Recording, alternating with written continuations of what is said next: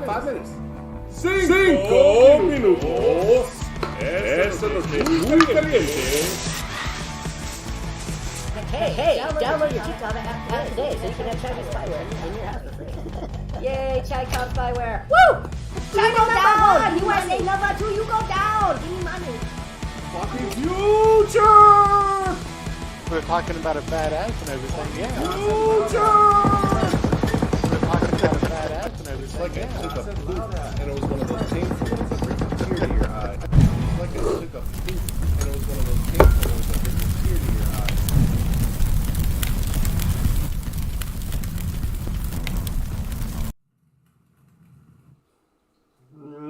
Penis. Penis. Oh, alright.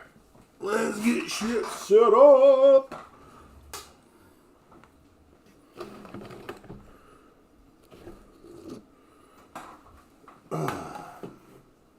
Boom, what are you waiting for?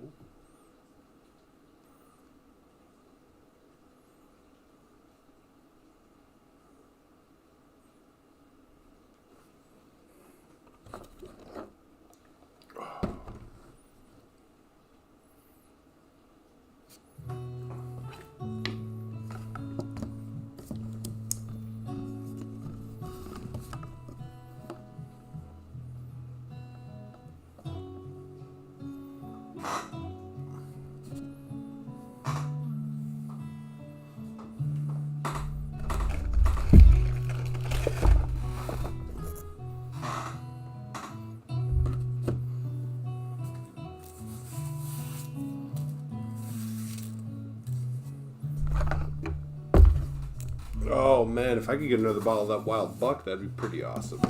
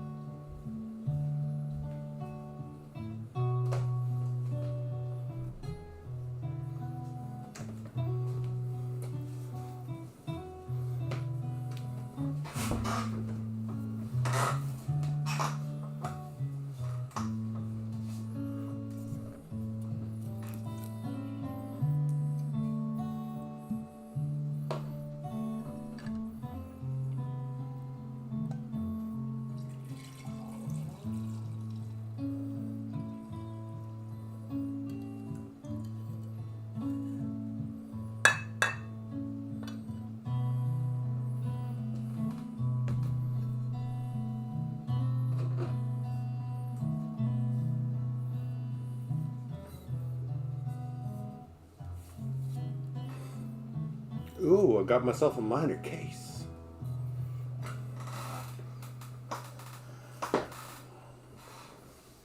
It's almost time to read. Almost. Not quite.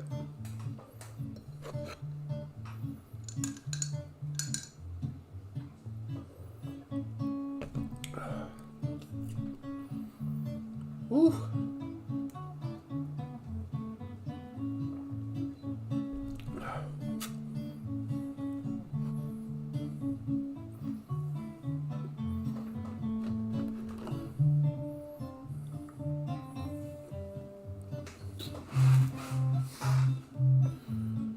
Oh, how's everybody doing tonight? Books and bourbon. We launch our, I don't know. Are any of you keeping track? What's the count? You don't know, do you? Well, neither do I. Ah.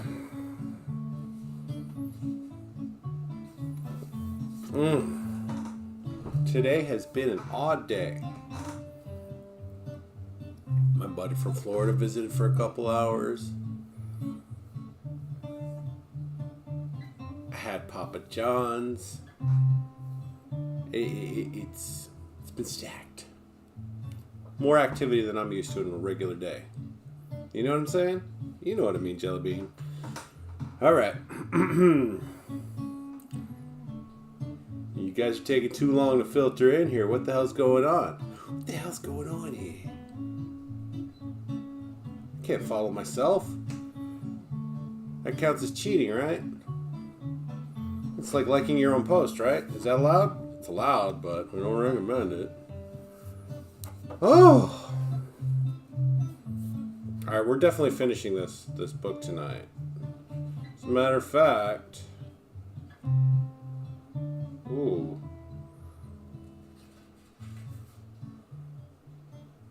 Huh. Are we going to finish it before our break? That is the question. Or not. Hello, motherfucker. Well, there you are. Where's everybody else at? You guys figure out the thing? You downloading apps like a pro?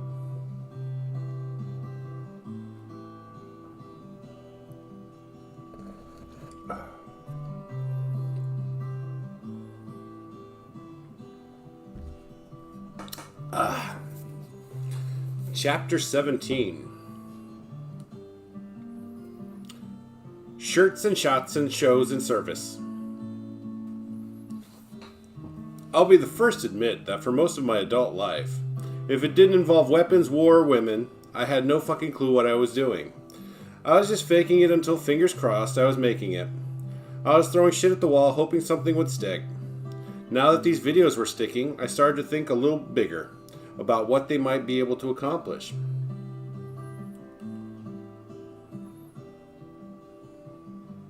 I understand. I don't know why you'd set up Google on it, but okay. Don't be a Weber, man. Remember those? The web TV computers back in the 90s? Man, those guys in the chat room was really brutal with those guys. Oh, fucking Weber, shut up. Jared and I had already started to come up with all sorts of grand plans for the YouTube channel and the Facebook page, but it was more about that. But it was about more than that. It was about building a platform to convey a larger message. The one thing I kept coming back to, an issue that had really become frustrating to me, was the way people in our society talk about veterans. All you ever heard about in the news or on TV shows were things like the destructiveness of PTSD or the crippling nature of survivor's guilt. And while some veterans do suffer from those issues, if Law & Order did an episode where a soldier killed someone, it was never because he was an evil prick who happened to be in the military, the Marines, obviously. It was because he'd done a tour in Iraq and he saw his best friend die in an IED attack and it broke his brain, and then he came home and everything was different and he couldn't sleep and it made it hard for him to hold down a job, and then he got evicted from his apartment, and then his girlfriend fucked his best friend and took his dog, blah blah blah blah blah blah blah. Every veteran's story was just this endless parade of horribles. What they failed to show time and again was my experience, which was the same as the experience of the hundreds of veterans I've known and served with, who loved their time in the military and to this day view it as one of the most important, meaningful, enjoyable periods of their lives. No matter where you looked, there was no appetite for our stories anywhere. It felt like the forces controlled the culture. I controlled the culture that attempted to shape how we reckon with war, and the warriors who fight it had not built enough tolerance into the system or put enough slack in the line to accommodate the powerful notion that there are men and women out there who put their lives at risk to fight for others, to fight for an ideal, not because they had to, but because they wanted to, they needed to. These were the forces that convinced civilians to thank us for our service on airport concourses all across America in solemn, guilt-riddled tones, like we must have been compelled, reluctantly, to sacrifice our freedom when in fact we had proactively exercised it to enlist and do something we loved. As I continued to make videos, my goal was to speak to people like me, people who appreciated the gratitude but had no use for the pity, who did not need thanks for their service because they were more thankful for it than anyone could imagine. They are grateful for the chance to serve. I wanted to reflect their reality back to them so they would know that they weren't crazy for not being crazy. I wanted any veterans in current active military who might be struggling to know that it was okay to laugh in the face of the horrors of war, and they could be proud of what they'd accomplished, and that there was at least one place online where no one would judge them either way. I wanted the world to know that veterans like me who loved man shit like beards and whiskey and guns and hot chicks in American flag bikinis weren't ticking time bombs waiting to explode. We were normal people who just so happened to have gone through some extraordinary experiences and come out the other side proud of our accomplishments, grateful for our brothers and sisters, and ready to apply all that experience to the next chapter of our lives in the civilian world and thrive. This was the mindset that Jared and I shared as we set our minds to parlaying the popularity of our videos into an actual business. And we did it principally by listening to the voices of the very people we were trying to serve. It wasn't hard, with a fan base built largely from men aged 18 to 35 in the military community. Believe me when I tell you that these dudes had fucking opinions about everything. What they wanted, what they thought was funny, what they thought we were doing right or wrong, what they wanted more or less of. More importantly, they had ideas that were, by and large, way crazier and more fucked up than anything Jared and I could have come up with on our own. By which I mean to say, they were awesome. So we started to aggregate and sort all their feedback, looking for patterns we could use to come up with sketch concepts, songs to parody, and business ideas to explore. First thing we launched was a t-shirt business. Military people have a tendency to wear cool lifestyle t-shirts, to work out in them, to have them on or under their gear. If we made shirts with the same attitude and commitment to quality we brought to making videos and used some of the more popular videos and what we would today call their meme-worthy content as inspiration for the designs, and then use the videos to promote the shirts, we could turn some of this attention we were getting into a real business. We called the company Article 15 Clothing, after the provision of the Uniform Code of Military Justice that governs getting in trouble, but not that bad in trouble. Not did you order the code red court-martial trouble, more like fucking a blank contractor dressing up like Jessica Simpson, bringing a dude's head and shoulders back in a glad bag kind of trouble. As active duty Air Force, it was Jared's not so subtle way of saying, fuck you, pay me, to the commanding officers whose stupid rules always made his job harder to do. I mean, to the extent that anything in the Air Force is actually difficult. By any reasonable entrepreneurial standard, Article 15 Clothing achieved success right out of the gate. 7-figure sales in the first year, and with that success came exceptions, the kind you cannot fail to meet if you intend to retain your customers and survive, let alone grow. We weren't just t-shirt peddlers after all. We were also on a mission-based business like Tom's, except instead of sell a shoe, give a shoe, it was sell a shirt, give a freedom boner. Yes, on one level, people just wanted more. More t-shirts, more videos, more stuff. But on a deeper level, what we were hearing was a desire for a deeper connection. Whew.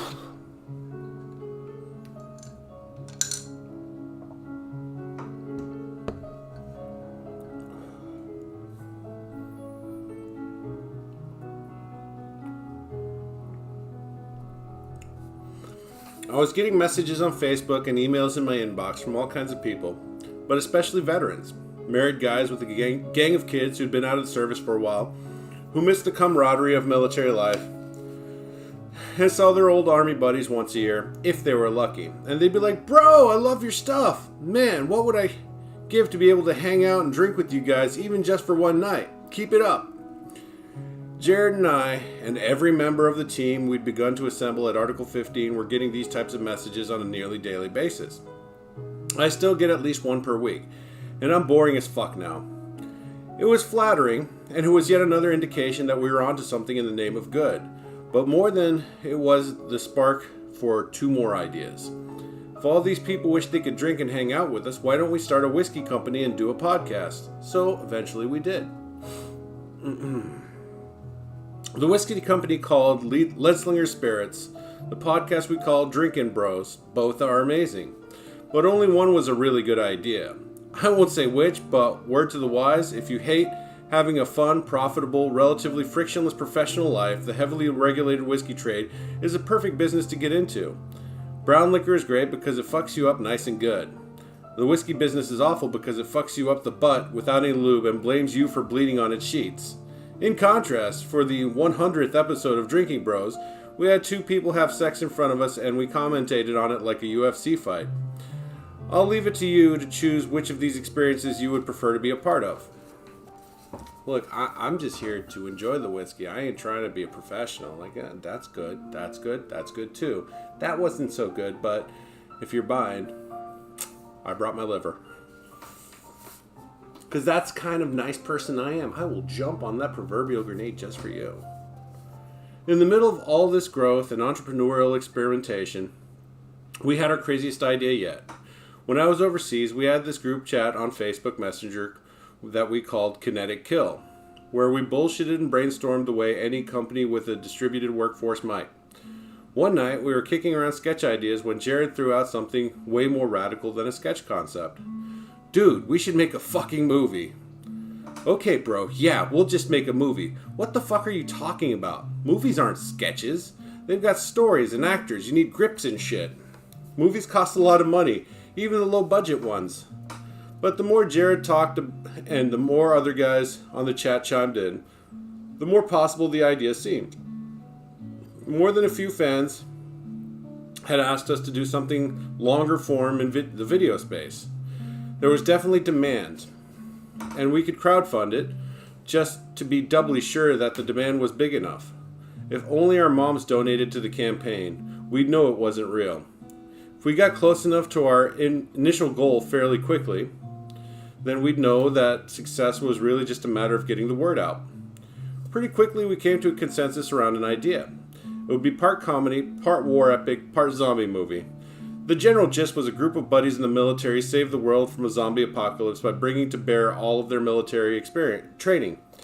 Basically, it would be every military person's dream of slaying bodies in the name of survival. Not that ISIS and zombies are too far apart in their thinking. Ooh, take that, ISIS.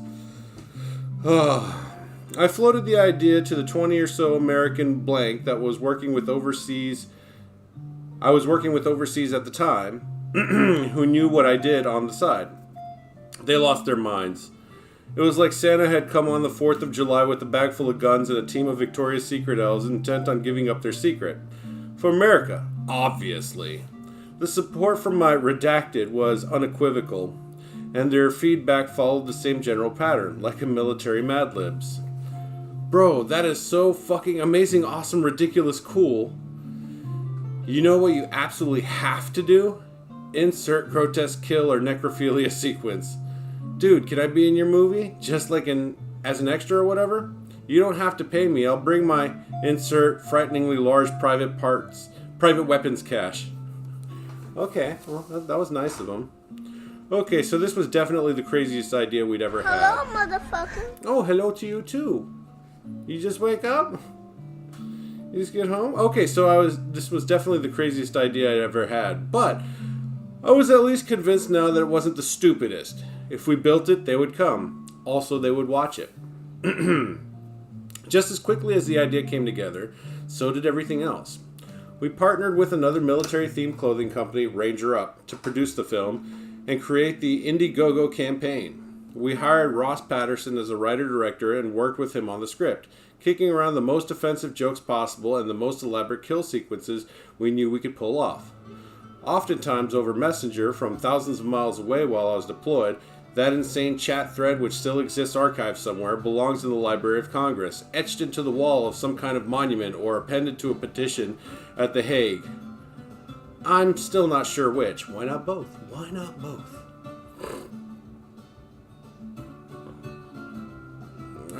Are you getting fired tomorrow? I mean, we'll talk about that. Jesus. Is that serious? I'll spare you the details. No one wants to read about how a movie happens. That's fucking boring. But the movie called Range 15, after the names of the two companies, was very successful as far as self-financed independent films go. It is one of the largest Indiegogo campaigns of all time. It rose to number 1 and number 2 respectively on the Amazon and iTunes charts for all movies of the week of its release. It featured William Shatner, Sean Astin. Really, dude? Alright, thanks for the bits. I'll try not to waste all 5 cents of it. Appreciate it. I'm not trying to read a book or anything. It's fine, it's fine. The loudest one. You put that in. I know you put that in there. Rude.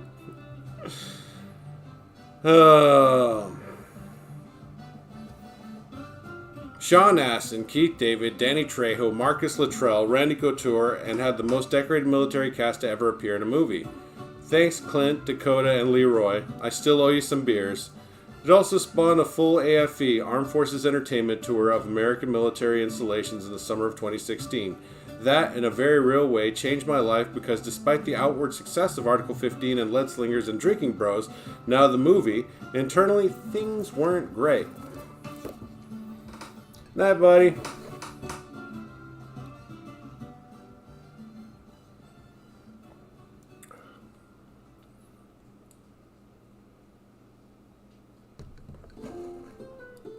Ooh. Ow!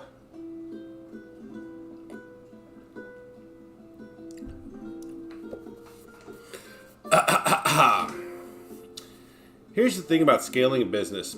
You have to hire people you can trust, or at least learn to trust, because they're going to be the ones you delegate entire segments of the business to handle. Having spent virtually my entire adult life in the military, the only people I really trusted were other people from the military. We look after our own. Whatever objective is placed in front of us, our goal is to conquer it. Together. Whoever Jared and I were going to partner up with in those early days, I knew I wanted them to have served. I didn't care which branch, I just knew that I needed them to share our beliefs about service, sacrifice, and brotherhood. I didn't need them to have fought next to me in the trenches or anything like that, but they sure as shit better know what it's like to sleep in a hole or sit down in freezing swamp water at 0400. I knew what this kind of veteran looked like when I saw them. I worked and lived with hundreds of them, but I had no idea where to find them in the civilian world, mostly because I was still working as a contractor as we launched the business, which meant I was out of the country for months at a time. Fortunately, we had Jared, who pretty much knew everyone. Still does. I remember one time we randomly came up with a skit and needed girls for a last-minute shoot, so Jared walked into a Mexican restaurant at 1 p.m. on a Tuesday and pulled out 2 waitresses who were in the middle of working the lunch shift to come out to his house and wear bikinis in a video, for free. Every guy has that friend or relative in his life who has the stones to do shit like this. Jared was mine. He knew a former Air Force guy who had become a graphic designer, and he hired him to make us a logo. He found another veteran who traded us 3 months of accounting work for an AR-15 with full mods because freedom. He hired his old Air Force boss to run our website. We hired a close friend and former Ranger, Vincent Vargas, to assist in all things marketing. There were probably 100 other things like that he pulled off that I didn't even know about while I went back and forth between El Paso and El Sandbox. I'm glad he did them too, because almost without even realizing it, we stumbled ass backwards into a veteran-owned, veteran-run, veteran-supported business model. This arrangement worked fine for the first few years. Videos got made, t-shirts got shipped, whiskey got drunk, podcasts got recorded. But as our successes became more self-perpetuating, when we didn't have to hustle quite as hard to sell 1,000 of the newest t-shirts as we had for the t-shirt before that, I noticed that certain members of the team weren't carrying their weight. Little things were getting missed, things that make a business more efficient and therefore more profitable. Things that, in the military, can be the difference between living and dying. What made matters worse was I was deployed constantly, and I was out of the country more than half the time as a result. There were people on the team who thought that either I didn't care as much as they did, or that I was doing less work than them. At best, especially as the company really started to grow, I was simply out of sight, out of mind. At worst, I was just a social media monkey out in front of the business, not one of the integral players, behind the scenes also helping make the business go. I could handle the ego hit of that kind, of the whispery shit talk. It was when it was combined with a hypocritical lack of effort that I got pissed. Things on that front really started to come into focus once I quit contracting in May 2015 and the movie started to heat up. I was back stateside now on a permanent basis. I was there in the flesh every day, participating in board meetings and brainstorming sessions, leading writing sessions on the movie with Ross, doing conference calls with Ranger Up guys, filming with Jared, and developing our brand, both for the company and for the movie's Indiegogo page. All those naysaying shit talkers got a good long look at just how much work I did and how much energy I put into our business. And I, in contrast, got a courtside seat for their abject fuckery. Still, I gave them all the benefit of the doubt and put my concerns on the back burner because in the month between when I quit contracting and our Indiegogo campaign closed, we raised nearly $1.5 million. That was real fucking money, and we had to deliver. This shit had just gotten serious, and it demanded our best effort and complete focus. We spent the entire summer writing and casting and scouting locations, all on top of our normal business workload. In October, we shot for an insanely hectic 2 weeks outside Los Angeles. The following June, the movie exploded on its release, and shortly thereafter, I found myself overseas with Jared, showing it to thousands of American servicemen and women. The tour was one of the most humbling experiences of my life. Wherever we went, hundreds and sometimes thousands of soldiers lined up to come in and watch our movies, then afterward lined up all over again to say hi, take pictures, and share a moment. It had barely been a year since I'd been more or less where they were, deployed, armed, battle-ready, surrounded by brothers and sisters. Now, as I was standing there in shorts and a t-shirt and flip-flops, selfishly worried about the loyalty of some of my own team back home, but also just as ready to shoot the shit with these guys as I was ready to go out and shoot the shit out of bad guys. It was a complete mindfuck. There were days when I experienced a wider range of emotions than a bipolar bachelor contestant. I was experiencing pride and envy and sorrow and excitement and nostalgia and hopefulness and a whole host of other feelings that are traditionally prohibited by either the Man Code or the Army Field Manual. On one of our last nights on the tour, we were in Iraq doing a screening and a meet and greet at a small forward operating base. When the event was over, we got ferried back to the Green Zone in Baghdad in the back of a Black Hawk helicopter.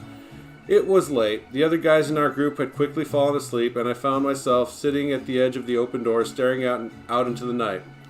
As we raced a couple hundred feet over the hot desert of Iraq, a flood of emotions washed over me. I'd been over these very same sands with Brem and Baraza years earlier.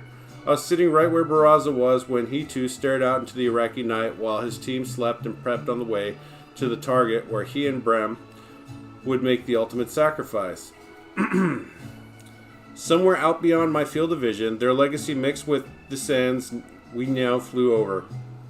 They became part of the history of this place, just like the lessons they taught me as a private and an idiot kid part of my character as the man only they had known for certain I was capable of growing into.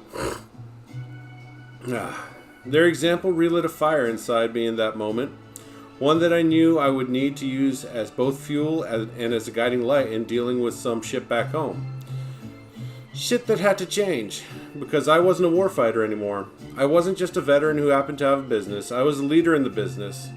I was an entrepreneur, and I had to start acting like it. Months later, we were in Colorado for the taping of the 100th episode of Drinking Bros, hanging out in the hotel suite where in a few hours 2 perfect strangers would bang in front of us for the best podcast ever, and I officially reached my limits. Actually, I'd reached my limits much earlier than that, but I needed this time to come to some important realizations before I could have the come to Jesus talk I was prepared to give right then. As the co-founder of a veteran-owned, veteran-run business, I didn't want to accept that some of the people we had hired or partnered with couldn't cut it. That they weren't up to the challenges of entrepreneurship, or worse, that they weren't upstanding partners. My denial was as much about my own judgment as it was about this romantic idea of veterans that I'd allowed myself to get swept up in. What I realized was that at least when it came to the guys who weren't pulling their weight or were talking shit, I had fetishized their veteran standing just like all those TV and movie producers who turned their veteran characters into puddles of PTSD. I had painted a picture of them as faultless heroes who could push further, work longer, and go harder than anyone else. That was a mistake. Brem and Barraza were not demigods, they were men. Men of uncommon courage and unimpeachable valor, but still just men. It was disservice to them and the entire veteran community to paint their accomplishments as the product of something other than their own hard work and sacrifice. Something that anyone, if they set their mind to it, can achieve. Because the whole point of what we were trying to do from the very beginning with our videos was to show the world that veterans, at their core, are just people. They did not lack humanity because they chose to fight. They did not lose their humanity as a result of war. Nor did they turn into idols of worship. Just as civilians can be amazing or they can be assholes, so too can be veterans. Their military service may have been the best experience of their lives, but it didn't redefine who they were in the fucking animal kingdom. The veterans I was working with were still human beings, and if they stood any chance of getting back to normal life, like we said they could and should, then I needed to start treating the veterans closest to me and my partners, my employees, the same way. The kid gloves had to come off. The standards of private sector businesses needed to be applied. Everyone should get the same amount of rope. You could use it to climb up to the top of our growing organization, to swing to another opportunity nearby, or to hang yourself. That process started in Colorado in the late fall of 2016. I stepped up to take the reins that I felt belonged to me and willingly assumed all the responsibilities that came with it. I challenged the others in the room to step up and do the same thing. Some did and some did not. Those who did strapped into a star-spangled banner rocket ship of entrepreneurial success. Those who didn't, well, that was their choice. You're allowed to have those in the civilian world. Choices, I mean. And I had to be okay with theirs being different than mine. No hard feelings, just hard goodbyes. Oh, Matt, you're such a softie, dude. But you've earned it. Although, to be fair, if all you've known is softness, the hardness is going to just seem that much harder. Does that make sense? I think it does.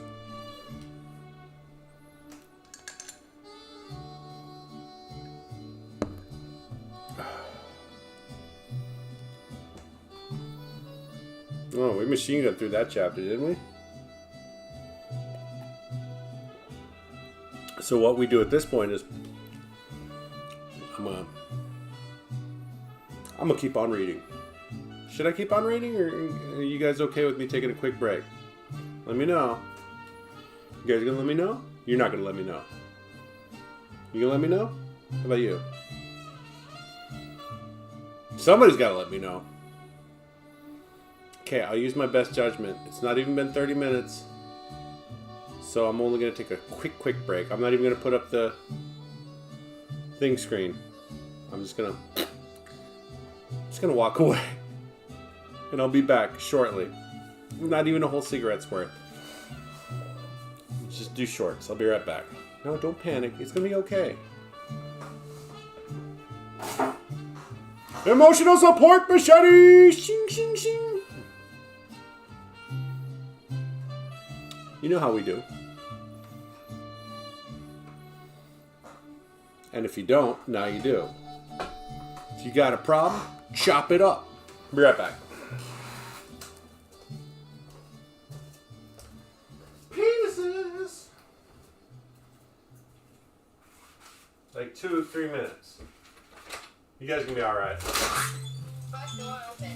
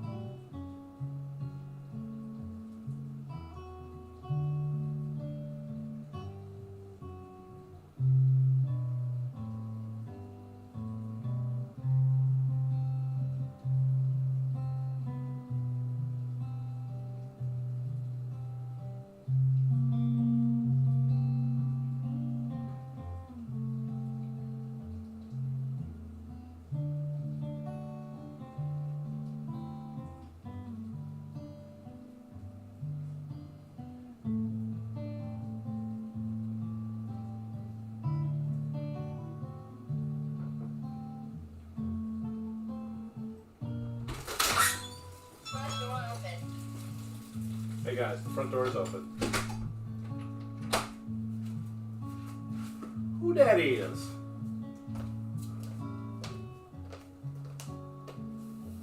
What? Did you make a new thing? Did you change your name? Or is this a different page? I doubt that. It's not a very common name. I mean, it's not super common.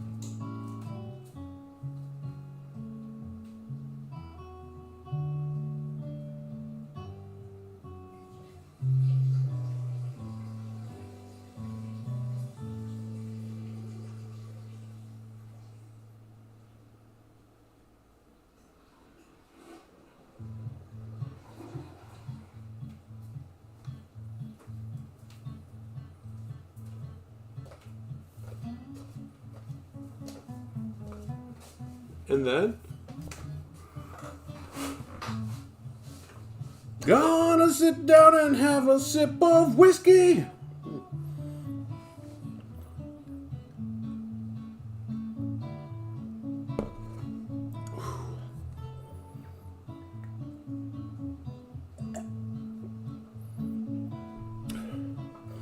All right, back to the book. Last couple pages. Ha ha ha. Chapter 18. By veterans, for veterans. It's a funny thing, business. If you look at the history of any successful company that did well in its early days, but then 1 year later grew like a weed and took over the market share, the people who were at the beginning will always point to some singular decision to explain the explosive growth. Sometimes it's diversifying product offerings, sometimes it's changing the branding or the messaging, sometimes it's pivoting the entire business, sometimes it's getting rid of one toxic person, and sometimes it's adding one amazing person. Eventually, if the reality of what had changed was more complicated and multifaceted, people want to zero in on that one thing, almost like a creation myth. If you ask me, meeting even Evan Hafer is what changed the trajectory of our business and really the rest of my life. Back in the second half of 2014, before the movie or the podcast or any of the cracks in the company had started to appear, I was over in Afghanistan on another contracting cycle when I began to get reports from friends back home that someone pretty high up in the blank or redacted was asking around about me. It wasn't a casual ask, which happens all the time. To my buddies, this seemed like some kind of systematic inquiry. It was a little unsettling because I couldn't tell if I was being investigated or being vetted for redacted, and I didn't have enough juice inside redacted to chase it down and find out one way or another. Why not? Do you not remember your sign-in info?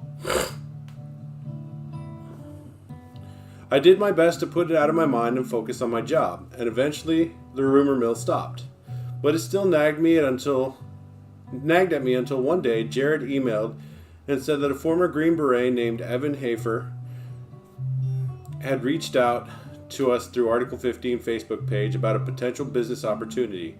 Evan, like me, had been contracting with the Redacted for a while and was living in Salt Lake City, and he wasn't in Redacted running the training Redacted. This was the fucker who'd been asking after me. Evan had a small coffee company on the side where he'd been roasting beans for nearly a decade. He'd seen our videos and he liked what we were doing with our apparel company, and he thought with the Christmas season coming up, maybe there was a way he could do some kind of pro-veteran cross-promotional thing that would be fun and profitable for us and give his operation a lift in exposure. It was an intriguing idea. Well, I sorry is dumb. There was only two problems. One, I knew fuck all about coffee. To me, coffee was a caffeine delivery system, and that was it. I even tossed a couple ice cubes into my coffee sometimes so it would cool down faster and I could deep throat it quicker. I now recognize this move as utterly barbaric and sacrilegious. Two, I was half a world away, modeling my best short-sleeve plaid shirts for the indigenous forces I was in charge of, so I couldn't even vet Evan the way he had vetted me. Jared would have to do it.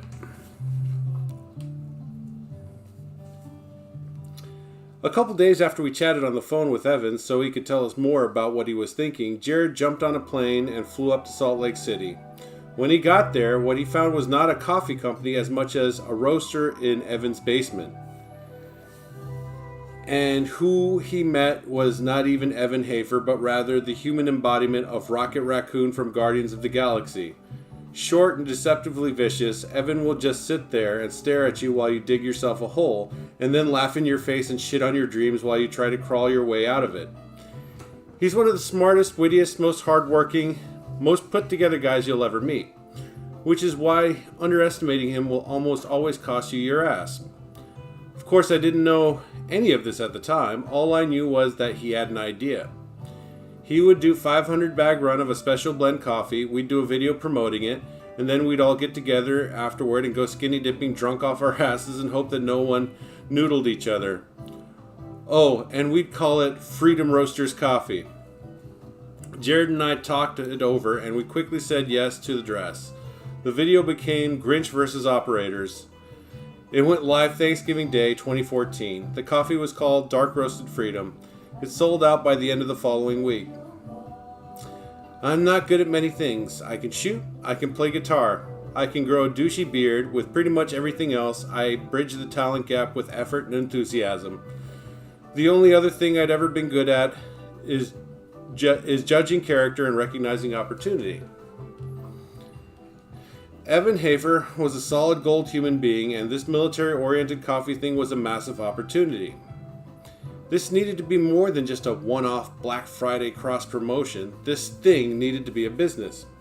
There's just something so social and bonding about sharing a great cup of coffee with your friends, with your brothers, not to mention that I wouldn't have to reinvent my t-shirt designs every month, so I could focus on giving back to the community I love, which meant I needed to take a good hard look at the opportunity. With the end of 2014 fast approaching, Evan, Jared, and I were done looking. We were ready to commit. By Christmas, we had a name, Black Rifle Coffee Company. Evan came up with it when he was at the range one morning, and out in the parking lot he had his fully modded, fully blacked out rifle laid out on the tailgate of his truck next to the traveling coffee setup he used for road brews. Black Rifle plus coffee plus company. Don't ever let anyone tell you that us army folk can't be creative AF. A week later, on the first business day of the new year, Black Rifle Coffee Company was formed. Black Rifle Coffee took off. By the middle of 2015, the company's growth curve looked like it had Peyronie's disease. It went hard up and to the right. Even more, I was loving all the stuff we were doing in terms of content creation, product design, and employing and helping veterans. It was incredibly fulfilling the way the company collaboratively came together and embodied all the beliefs to which we dedicated our lives: teamwork, effort, opportunity, commitment, sacrifice, and shooting people in the face, this time with high-caliber caffeine. On a personal level, I'd found a kindred spirit in Evan. He was like the grown-up private sector version of Danny Fulton. His work ethic, business savvy, and commitment to the veteran community were unrivaled. His sense of pride in his work and his country, and his loyalty to his friends and fellow veterans made him someone to admire, and made us, dare I say, BFFs. And he even has a little heart hands emoji in there. You see it? It's right there. Okay, anyways, penis.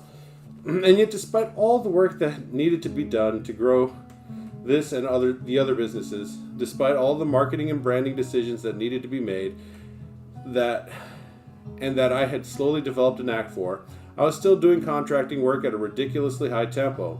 I'd be home for barely more than the minimum required downtime between cycles, and then I'd be out the door and on a plane.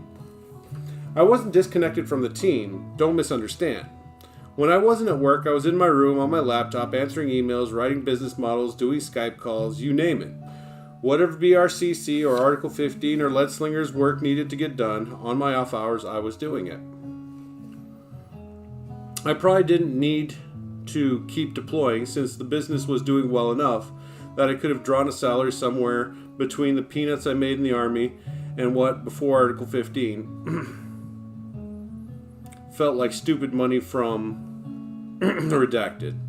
That was more than enough to live on, but I didn't want to stop deploying. I told myself that it was because I loved what I was doing with the Redacted that I kept accepting it rotation slots.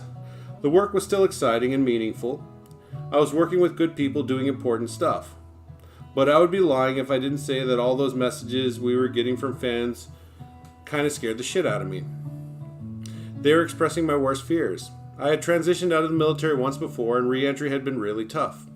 I was worried that quitting contracting would lead to the same outcome. Although, I felt that I had created a fairly good support system back home and had found real purpose and camaraderie with Jared and Evan and the growing team at Article 15 and Black Rifle, I was still worried about giving up the real rifle. I was afraid of missing that kind of team. Missing out on that kind of mission. Missing all the jokes, all the shared experiences that I thought you could only get with others who are in harm's way, going through the exact same thing you're going through. You have to realize, at 28 years old, I had already dedicated nearly a decade of my life to service, and I truly did love it. And while I recognized at the time that the way I was hanging on to all this was getting ridiculous, letting it go wasn't so simple. Especially when you were getting dozens of messages every week, basically confirming that life after service could be this lonely, directionless march toward nothing, devoid of meaning and camaraderie, and the only thing you can count on are the regretful voice in your head, and then finally death. If you're reading this, Hallmark, I'm way ahead of you. I'm already working on a full line of Valentine's Day cards. Aw, shucks. Of course, I had yet to fully face the reality of my mindset, and instead I rationalized my continuing deployment as a necessity for the business. I was a prominent figure in the military culture now. Enlisted men and women looked up to me as an example of what is possible for them after the military. They looked forward to the crazy content we produced as a way to cope with until their time came. And since much of that crazy content was inspired by the men and women I worked with on overseas installations, I couldn't just not be there with and for them.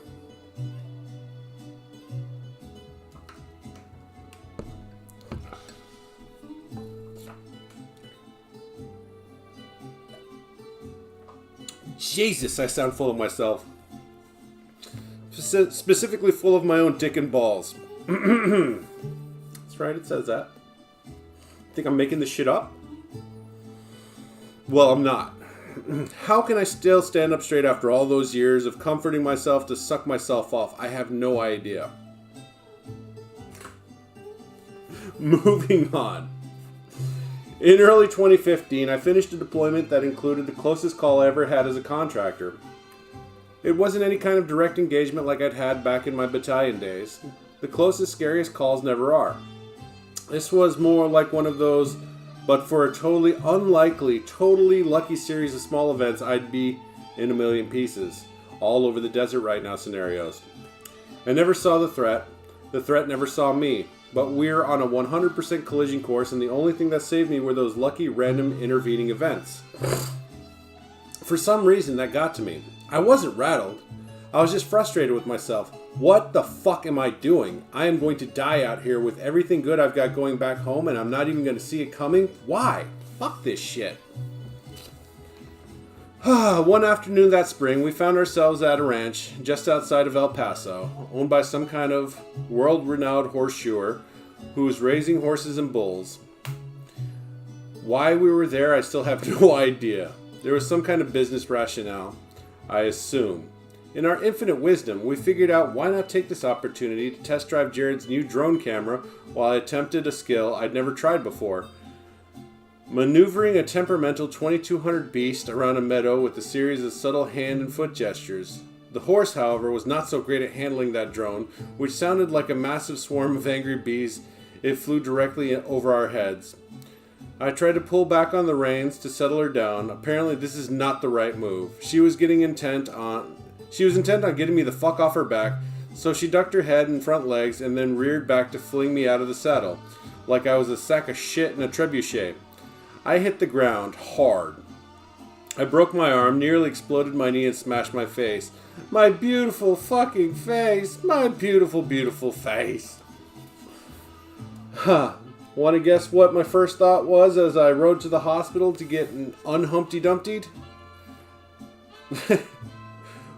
Whether I would be able to make my next contracting rotation. I was supposed to be back at the qualification school in 4 days for training and to get recertified. I called out my contracting agency. Hey, just so you know, I just took a bad spill. My knee's fucked, my arm's broken, and I need stitches. Oh my gosh, Matt, are you okay? Said the woman from the contracting office. Yeah, so I can shoot with one hand.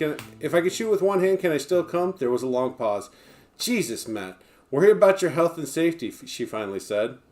No, I know, I replied briefly, registering what I had just asked that was certifiable. But can I still go if I only have one arm? God damn it, Matt. At the time, it didn't seem like too crazy of an ask. At least to me, it didn't. It was my left hand that hurt, and I'm naturally right-handed, so technically I still had my dominant side.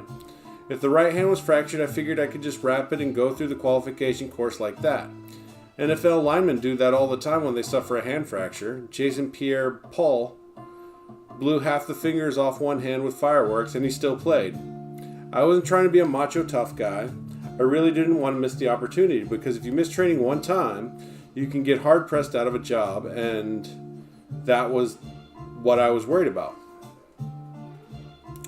The people at the Redacted were cool about it, and they didn't make me feel like a crazy person for asking if I could still come. They just said that the next job date was 8 weeks out, with how long it takes for a bone to heal, especially if you have to get pins put in, and then have the cast removed, and maybe go through rehab after that. It wasn't going to work. I would have cut my goddamn cast off if that's all there was to it. But that clearly wasn't the case here, so I postponed my recertification.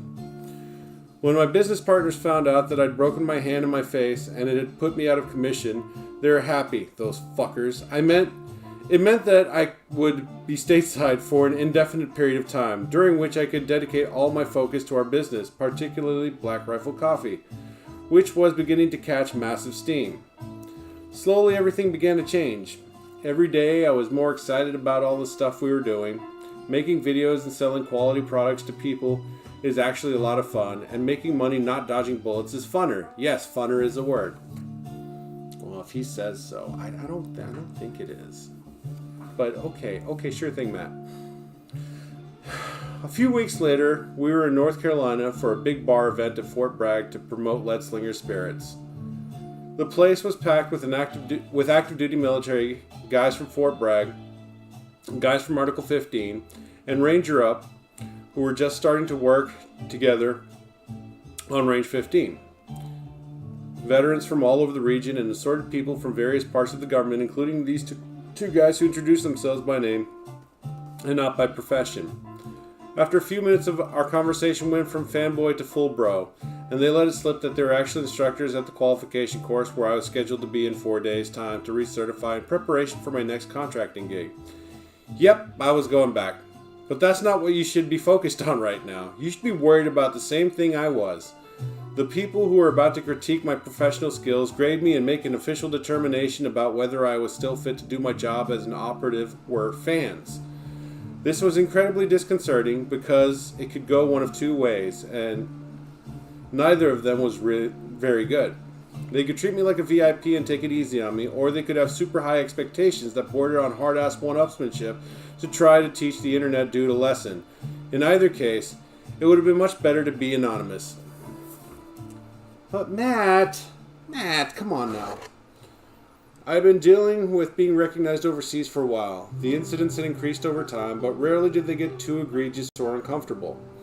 This was the first time that my personal life and my professional life had blended and fused so completely. I did not like it. Instantly, I lost interest in going back for recertification or even deploying at all. People could legitimately get hurt if this kind of fuckery were allowed to take place, and I hated that I might play a part in that. It was tremendously upsetting to me. I spent the rest of the night drinking until I couldn't feel feelings anymore. The next morning, Jared and I nursed our hangovers over a batch of mimosas at some shitty restaurant I vented to him. I honestly don't know how to manage this, Jared. Fuck it. Quit. You can always count on Jared for the nuanced approach. Sounds like something I would say.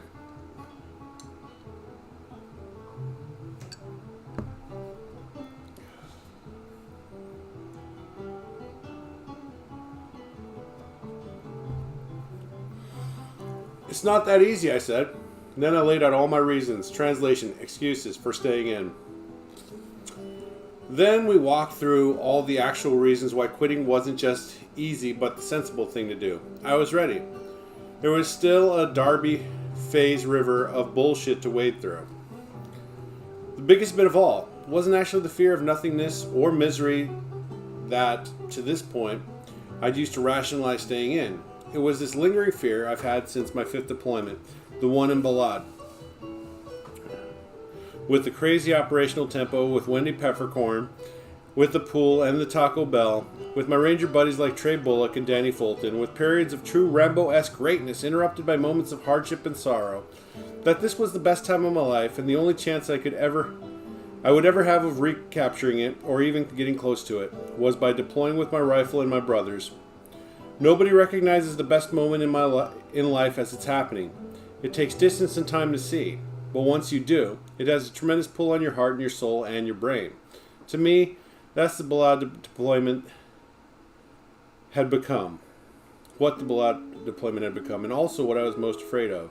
That my best years were behind me, and that I'd be bored and unfulfilled the rest of my life as a result. You might be thinking, Matt, you're only 29 years old. How could you possibly know that this will be the greatest moment of your life forever? Honestly, I didn't know. I knew that the men I served with were the greatest men I'd ever known. I knew no matter how successful I got, or how big Black Rifle Coffee grew, or how great a place it was to work, or how many veterans we hired, or how amazing it felt to have another brother who was as solid a human being as Evan Hafer is. I would never have that carefree feeling again, where nothing else in the world mattered except the soldiers on either side of me. I knew I would never get to be a 23-year-old war-fighting badass again, and that's life, right? The world turns and life moves forward. The war ends. Or does it? I realized that the war we were sent to fight on behalf of America was not only the war we were fighting, far from it. As veterans, we also fought millions of horrible individual wars within ourselves. My inner war was not with PTSD or survivor's guilt or regret or some weird kind of FOMO, fear of missing out. My war was with war. I was fighting an addiction to war. War was my heroin and got me high unlike anything I'd ever experienced. My needle was a gun and I was shooting into the first vein I could find. What made those 2 years after leaving the Rangers so difficult for me was that I had to quit war cold turkey and I was suffering from withdrawal. At the time, I called it needing a purpose, which was half true.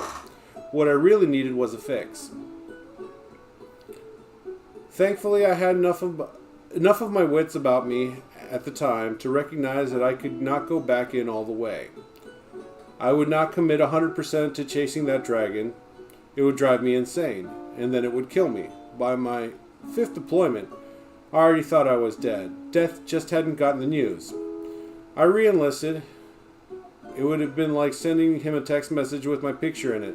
So instead, I became a contractor, which functioned more or less like my methadone.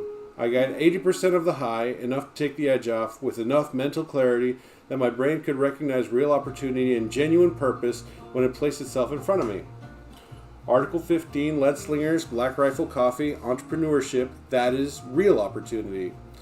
Tapping into my love of music and my capacity for creativity, leveraging the leadership and team building skills I learned in the Army, making great things that make a lot of people happy and helping veterans and their families in the process. That is genuine purpose. Being the person I always wanted to be without boundaries. I pulled out my phone and dialed the contracting office. Hi, it's me, Matt Best. Yeah, I'm done. When we got back to El Paso, I made an executive decision. I packed one bag full of guns and one suitcase full of clothes, threw them in the back of my truck, and drove 850 miles through the night to Salt Lake City, where Evan lived, to relocate and commit fully to what we were building together at Black Rifle Coffee Company. Everything else I had in El Paso, all my shit, all my toys, old business, and the girlfriend I had been living with, I left all of it right where it was. It cost me, but it was still the best decision I could have made. Alright, Matt. I mean, I'm not judging, but come on, dude. I don't know what it is. think I just need to hold on to my emotional support machete while I read. Don't mind me. I know this is not only because our coffee company started to get traction, but because Evan Hafer was in the hotel room in Colorado that night a year or so later when I pushed all my chips into the middle of the table and cut the crap. He pushed all of his chips in as well. To be fair, he was already all in. I was just catching up to him. But he understood what I was trying to say and do. And he was right there with me. Jared too. In the years after, I walked away from the drug-called war. I've relentlessly chased new dreams. It's been a hell of a ride. I mean, shit, here I am writing a book about my life. I even got married to a smart, talented, beautiful woman on purpose. She has helped me crystallize the fact that making a difference in the lives of my military brothers and sisters has become my purpose in life. A purpose as great and as worthy as the one I tried hard to fulfill as a Ranger in 275th. I don't know how this story ends. I can only say to all my brothers I've lost along the way, you are my motivation in everything I do. I am thankful for every challenge we've faced together. I look forward to those still to come. Every step and misstep we've taken has made me who I am today, and I refuse to live a life to take another single step without you that doesn't honor your sacrifice. It is the least I can do because you have given the most. My hope is that through my actions as a veteran and an entrepreneur, through the choices we make as a company, we can inspire our community and show the next generation of veterans to never let anyone or anything stand in the way of their goals. It has been humbling for Jared, Evan, and me as veterans and as employees to see what the remarkable men and women who serve this country can accomplish, not only in combat, but also as they transition into the civilian sector and continue to serve this great nation with their effort, their energy, their loyalty, and their commitment to brotherhood. Hardship paves the path to light. Be strong, be kind, be relentless, and always choose life. Rangers lead the way.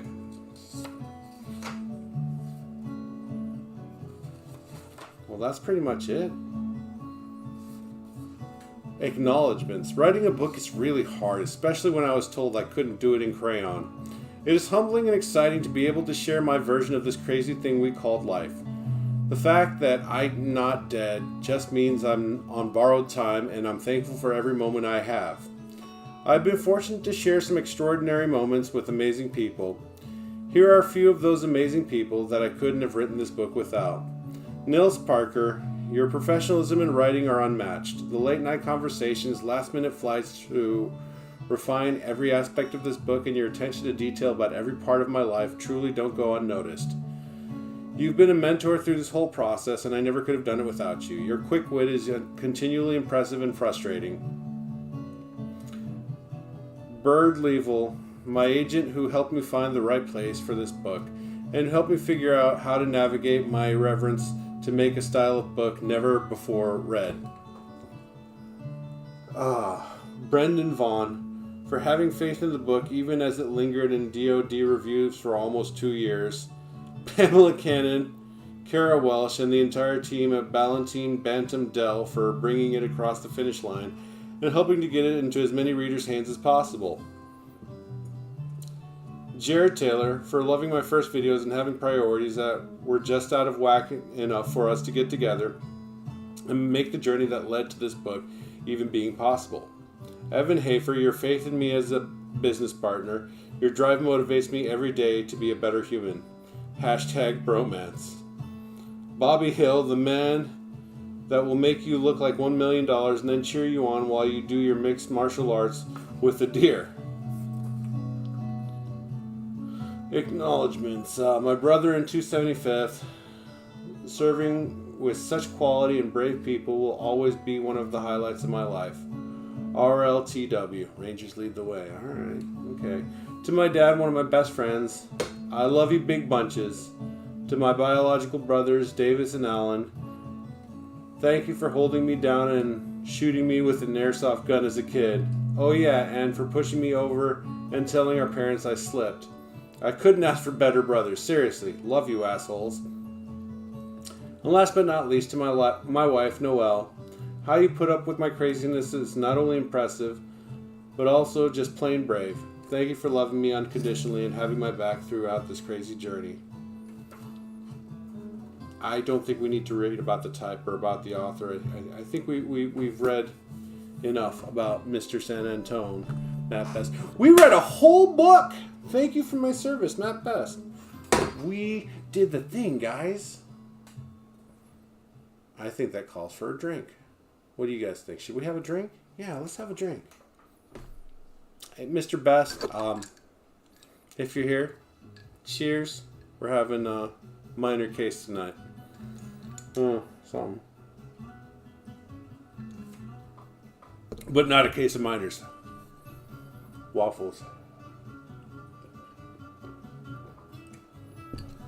Alright, I'm going to finish the rest of my short and we're going to figure out what we're going to do after this. So, I'm going to have to ask you guys for suggestions. Should I just crack open and try to start reading the next book or something else? Like, just play a video game. You guys hit me up with responses on that. I'm going to take my phone with me, so if you have any burning questions, hopefully I can respond. Penis! Ugh.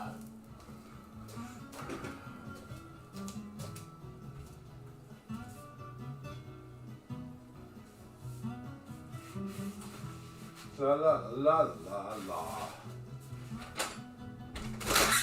Front door open.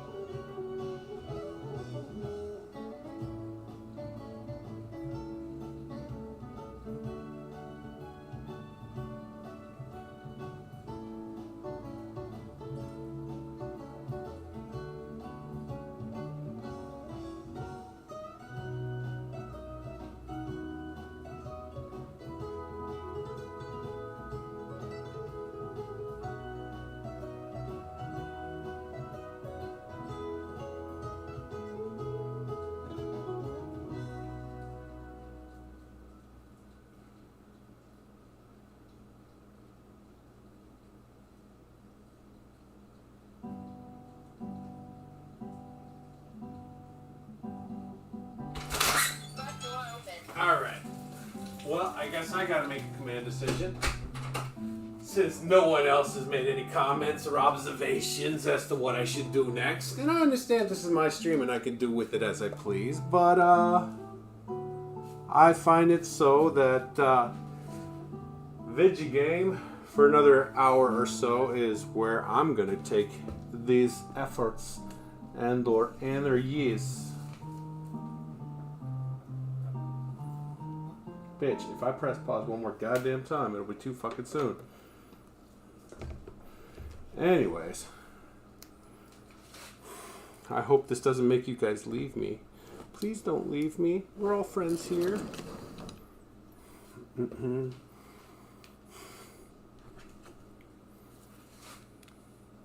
Man, Nana was so excited to see me. She started eating my hand. She's being a sweet girl. Don't you love it when a dog just starts eating your hand?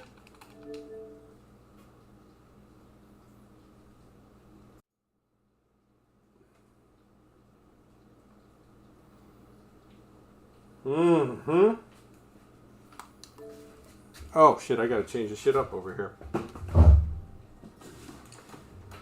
Oh Jesus Christ, I'm sorry.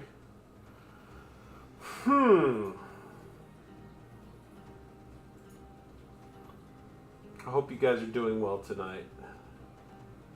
We can chat now, it's okay.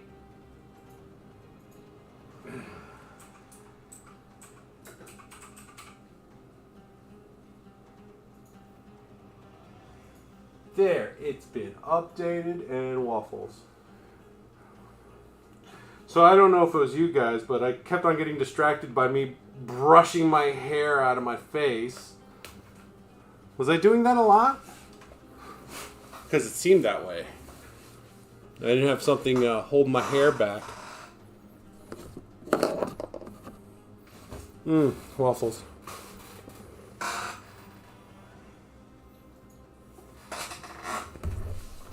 Ow, my heel. My heel. Oh, my emotional support machete. Dig it. Can you dig it, sucker?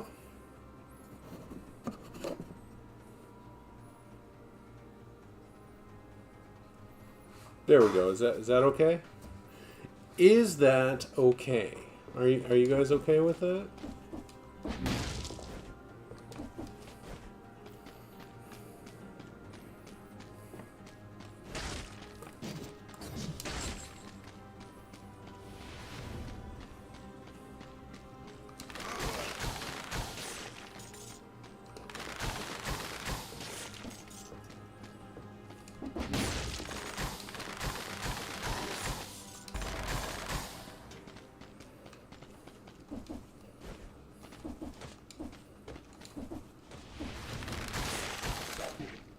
Bitch.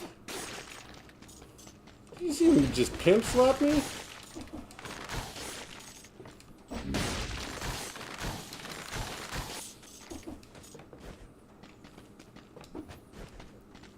He's just like, you my bitch now.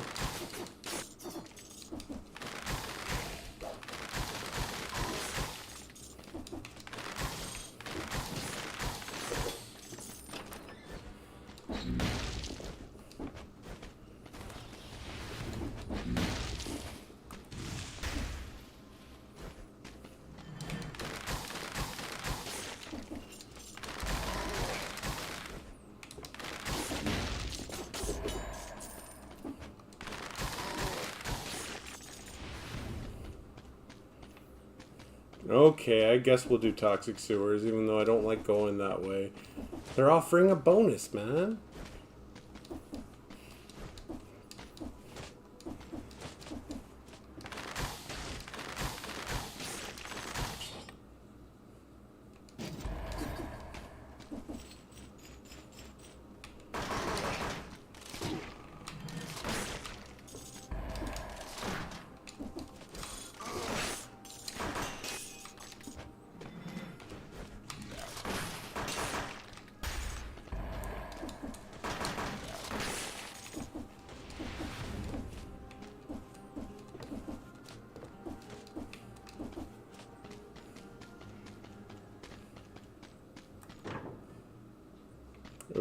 that's a good one, but it's too soon.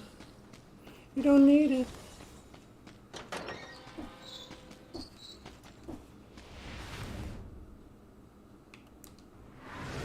And then? Well, and then, my friend, it's decking dumb.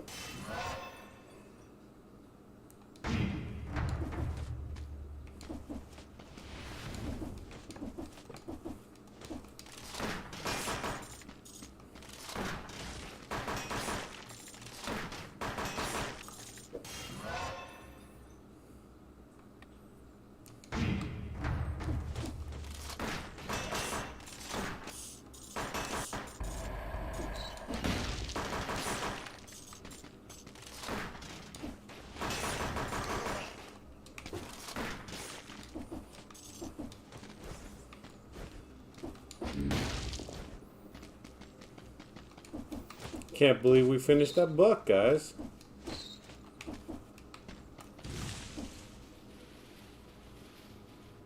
Not a double, but not a single, but a double bind? That's unheard of.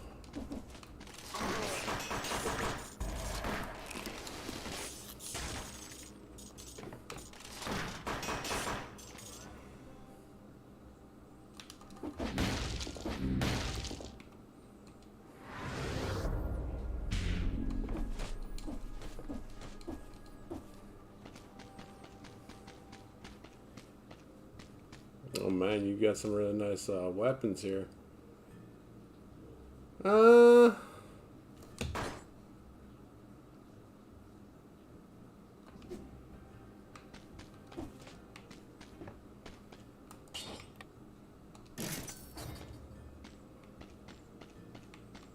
Wow, I didn't know I could just go to the left. Well, now I do.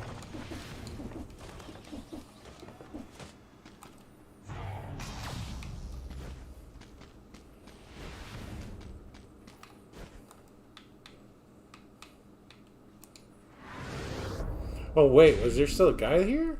Oh, there's still a guy there. I should go get him.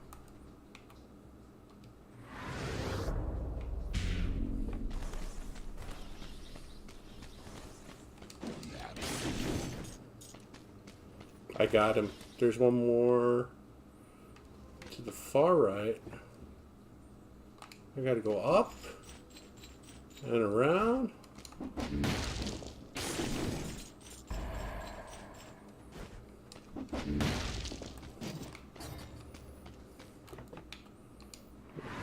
Then we go to the toxic sewers. That's how we work it. I don't know what it is about this game that just keeps me coming back. Ooh.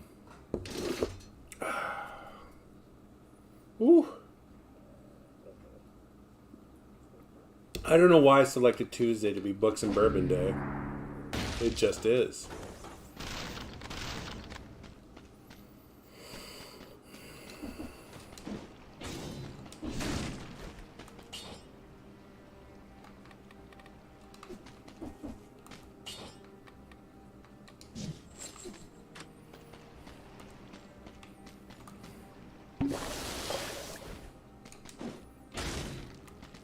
And then, well, I was hoping you'd tell me because, you know, I'm not on the same page. You guys never tell me nothing. Nothing.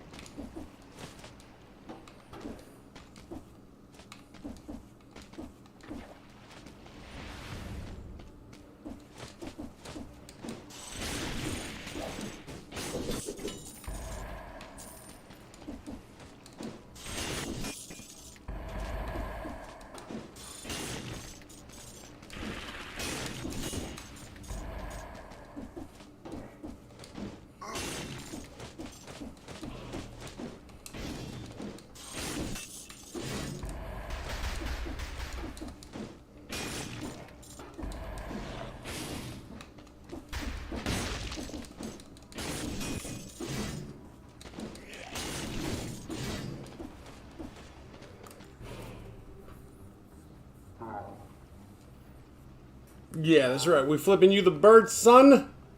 You ain't getting no room.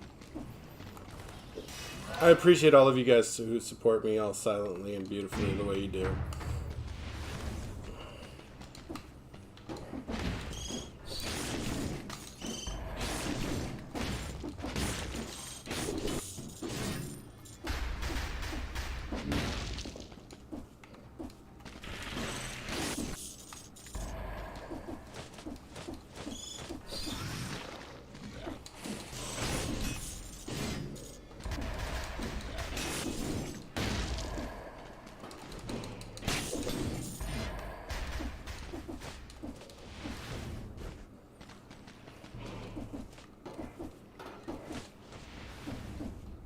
Man, this area is expensive as hell.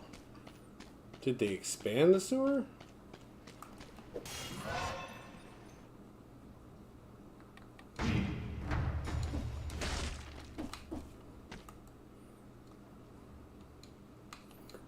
Motherfucking rats spreading the malaise! I like rats too.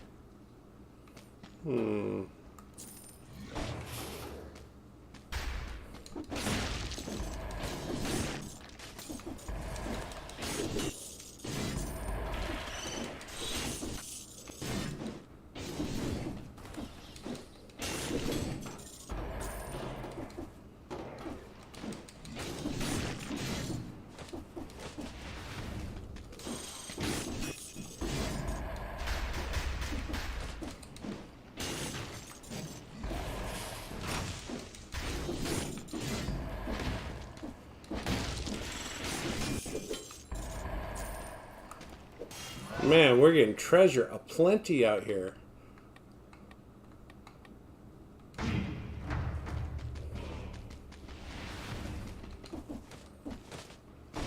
don't want that garbage.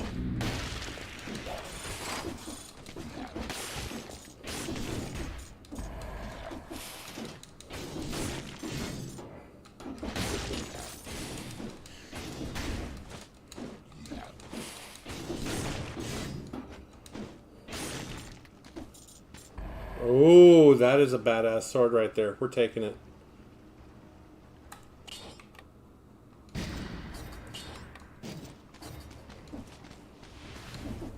I don't even care what the DPS is right now. Honestly, this sword is dope.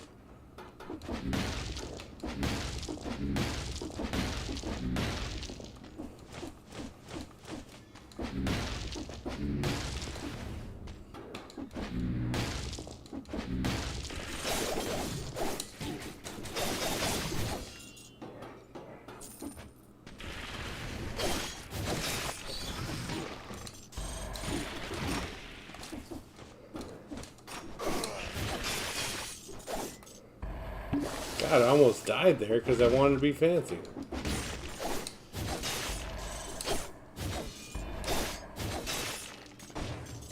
That's what I meant to do. I just fucked up, okay? I know you guys are judging me like, oh, look, he's been drinking whiskey and he can't play video games.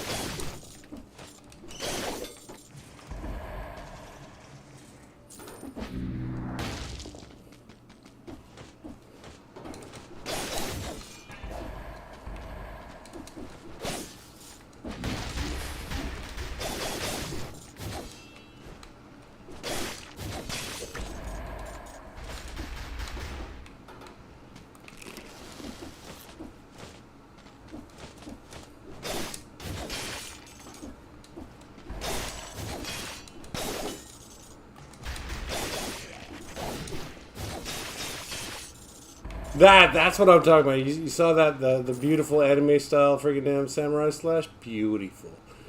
Fucking beautiful. Forget about it.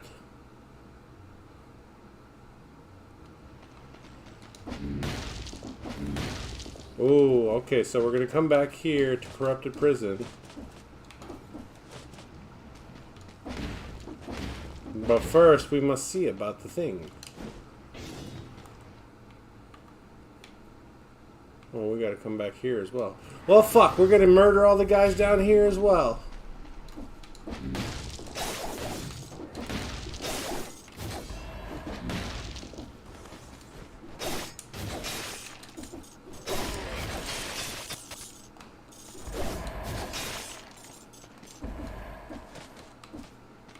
Because, you know, you don't get those fucking bonuses. What up, son?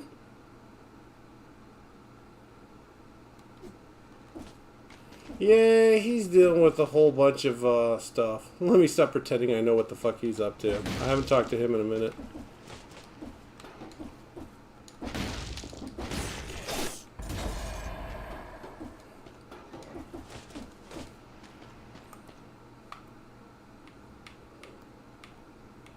Oh, let's go see what's in this treasure chest right here, shall we? Poof!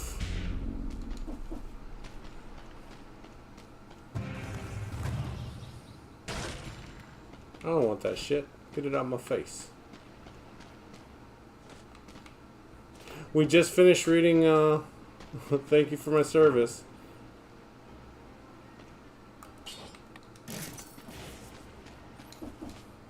And just like that, he has the weapons he needs.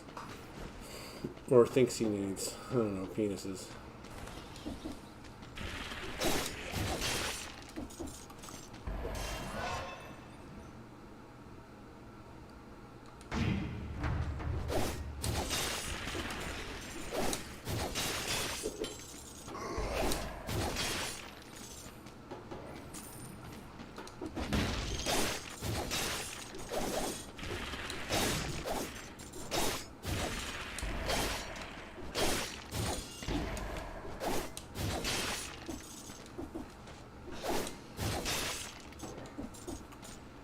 That is such a beautiful thing right there. The huzzah! And then the dash swipe. Oh my god. It makes my day. No, we're not going to ancient sewers. How the fuck do we get there?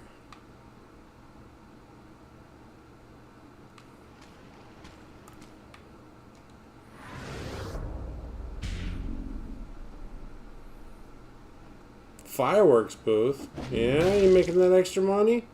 You got to make up for your gambling addiction? I don't know.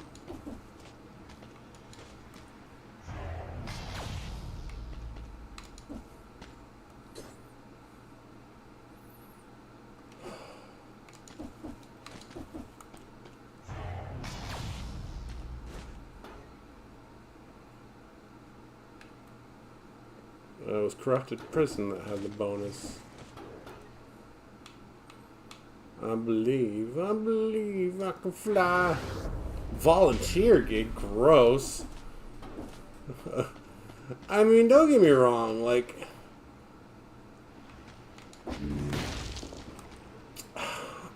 I mean, unless it's something I want to do, even if it's not something I want to do, it's got to be with people I really like.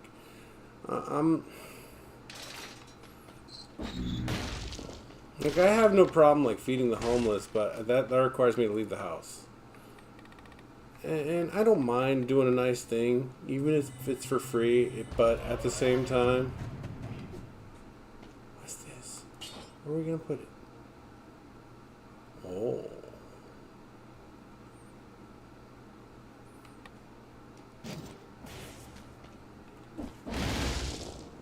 Oh. 447, 101 times 5, that's 505 versus 447, and this is the highest. Oh, it does apply. Huh. Well, we'll give it a go. Fuck it.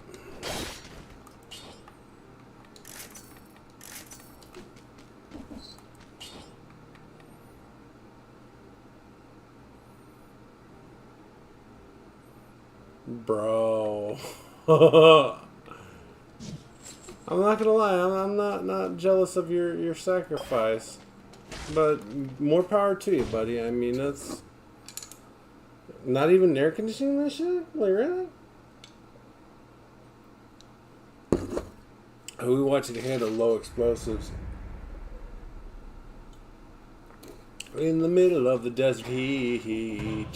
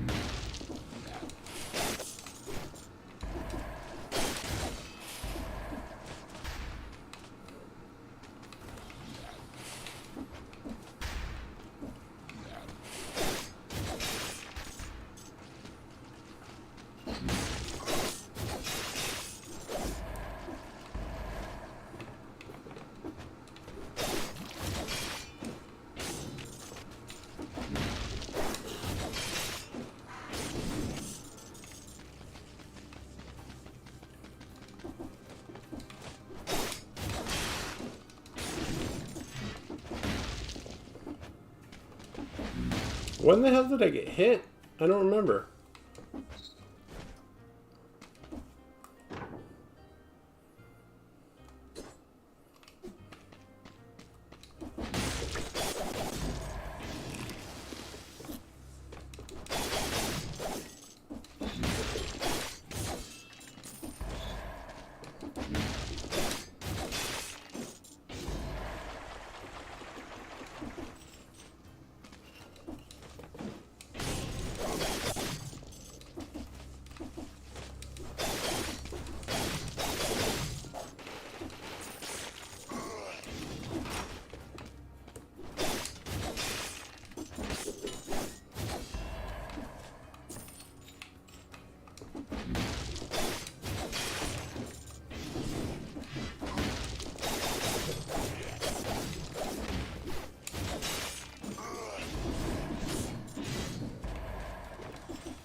Pick it up, you shit nugget. What the hell?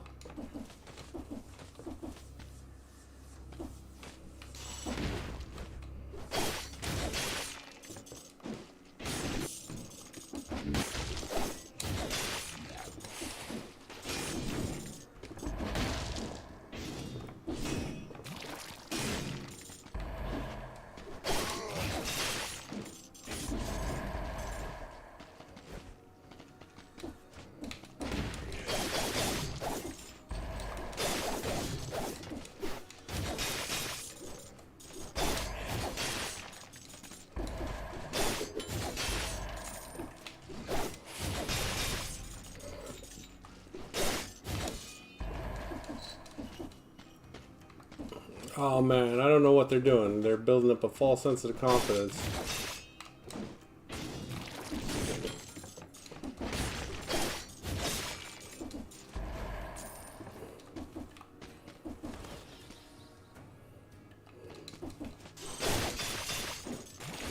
I don't know. I don't deal well with heat, so...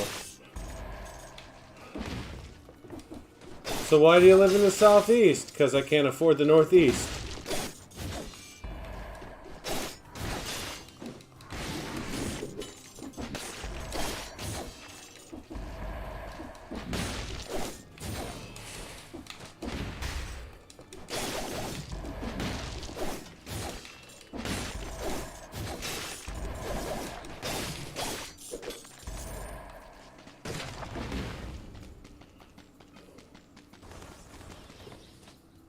Nah, not interested in any of that shit right there.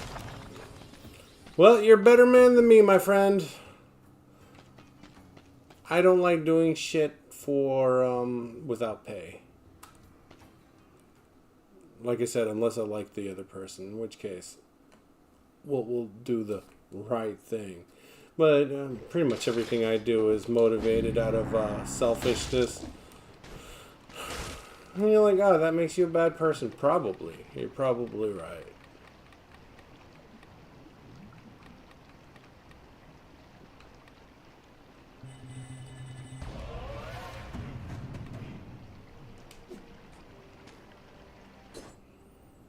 $871. We're not picking this shit up. Fuck it.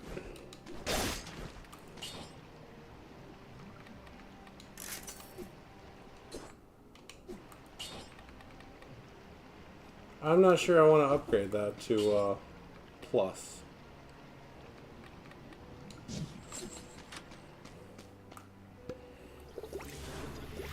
But hey, good for you, Sen. I'm glad you're doing a thing. I'm not doing shit with my life, so, you know, we got that going on. We just finished a book. How long did that take us? About a month? So 4 sessions? No, it was definitely more than 4 sessions. Was it more than 4 sessions?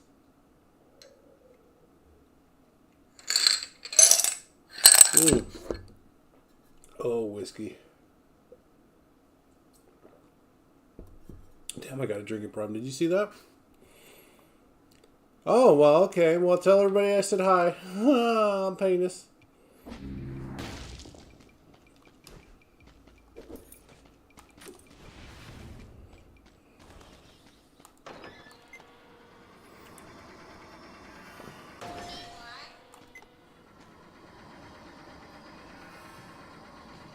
This dude said, "Welp."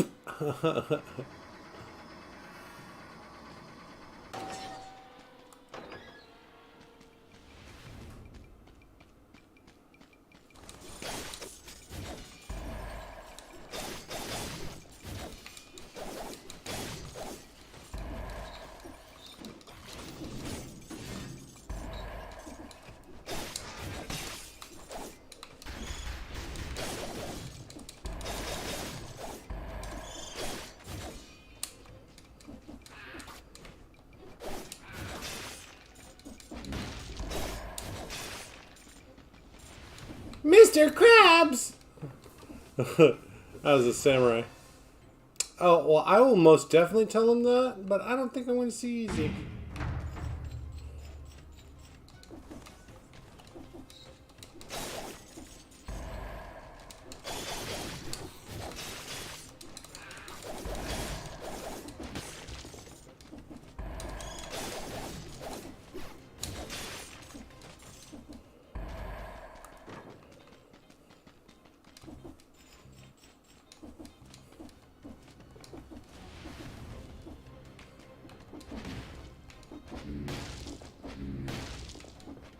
Yeah, I don't see easy to. I don't remember the last time I seen him.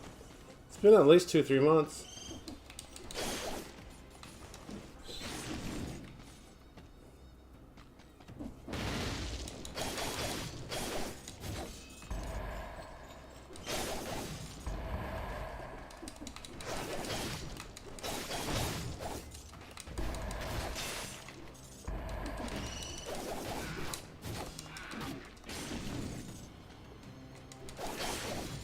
Yeah, come on down, fucker.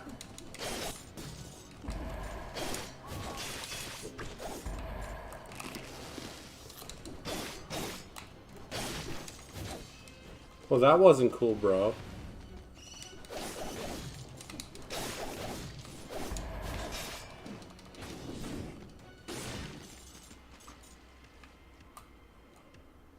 No, we're not going to heal up just yet.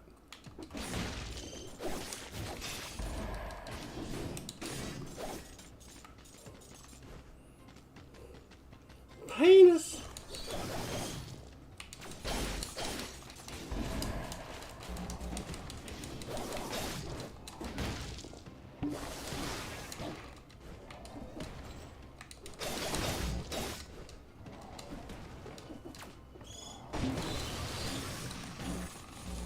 Oh, fuck off!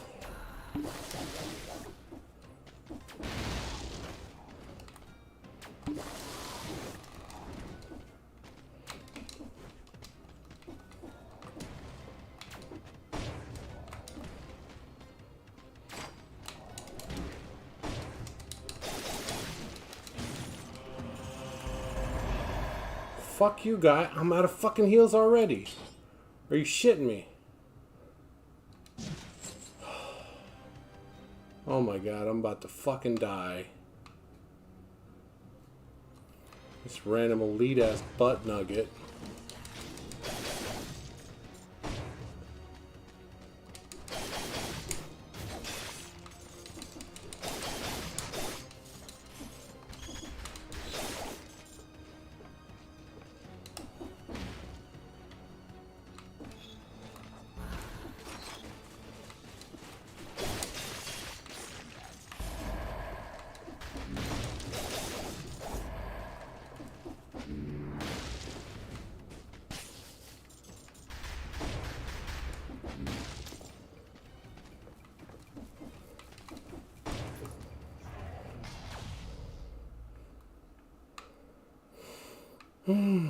Well, okay.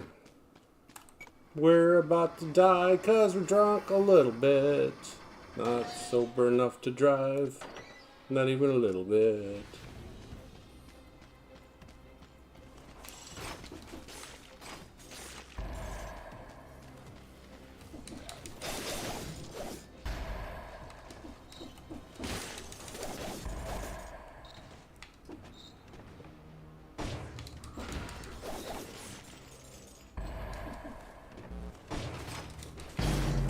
I just killed myself! That's my bad. 78 cells, it's kind of a big deal. Okay, so I'm thinking since today was... I had a double nap today, but I'm totally ready for another nap. What do you guys think?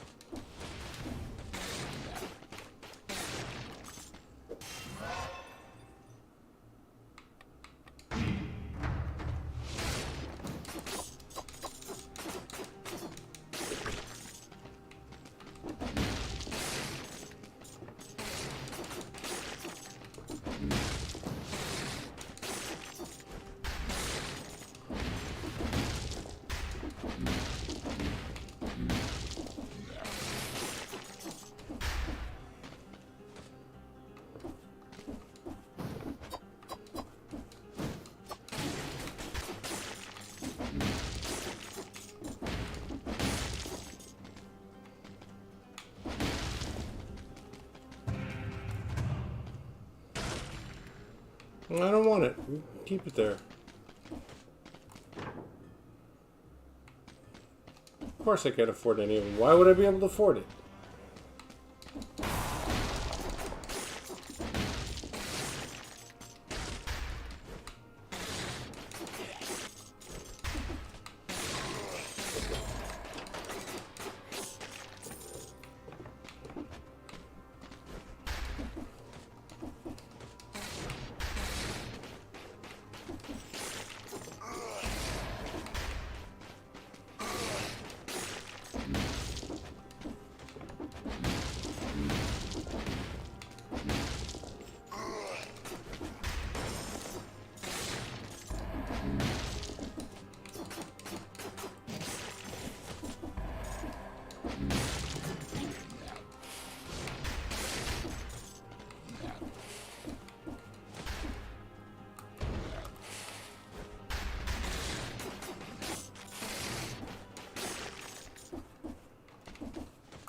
That guy, he touched me in a way that no man has ever touched me before or since.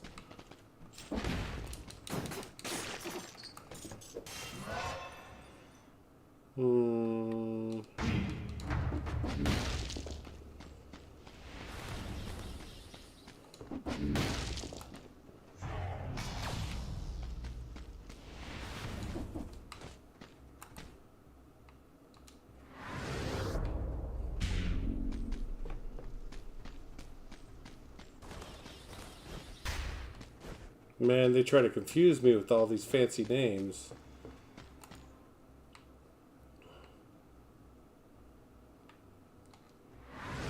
Do we need that turkey leg? Yeah, I guess we can go get it. Nom nom nom nom nom. It's fine. It's been sitting on the floor. It's fine. Oh yeah, there's options to you know, not have it represented as meat.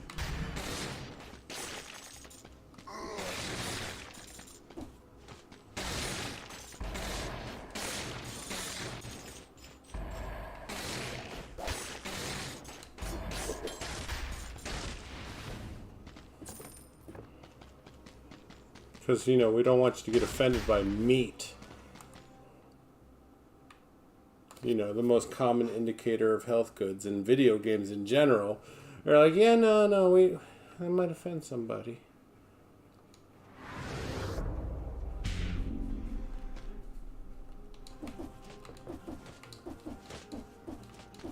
It is nice to see such a high level of awareness in a video game.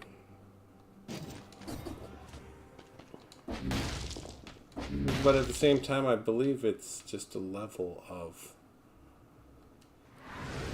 pandering that's just, it's unnecessary. Nobody asked for it. Well, maybe somebody did, but not, I don't think enough people asked for it for them to make it a genuine thing in the game. You know what I'm saying? You know what I'm saying. Monkey nuts. Monkey nuts. Oh, somebody drank all my whiskey. I think I've had enough. Is that part of becoming a better and more responsible adult? I seriously doubt it. Because I was thinking about, you know, setting up the ladder and putting up the trim in the living room. Because I'm done with it. I just want it to be done.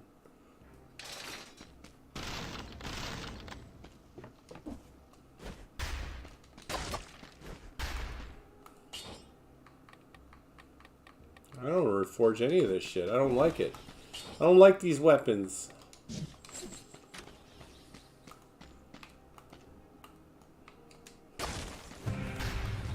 No, let's go die at the bank again because we're stupid. Stupid.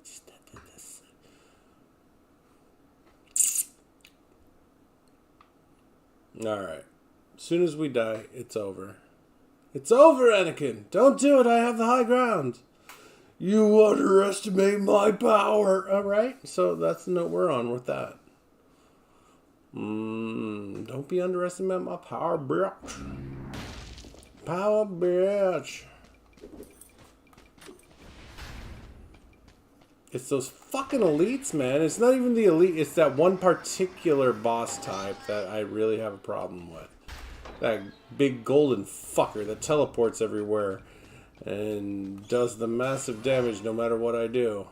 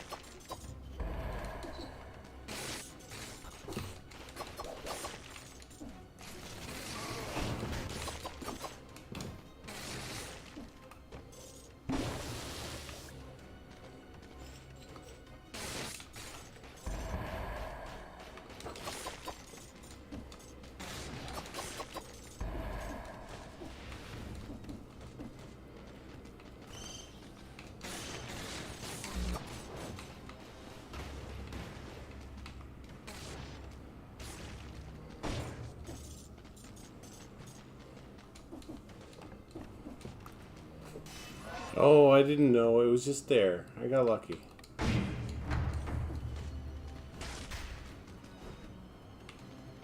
Ah, goodbye.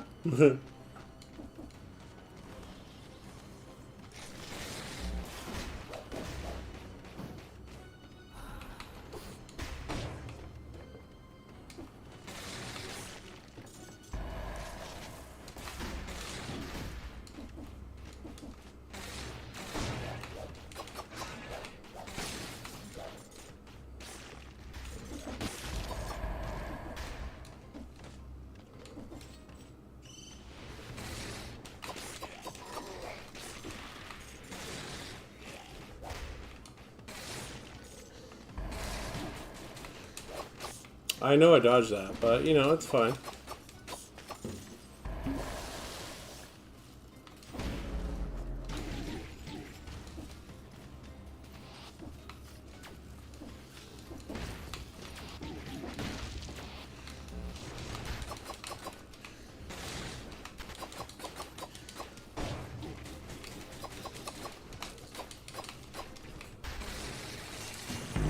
Oh, bullshit, I fucking rolled!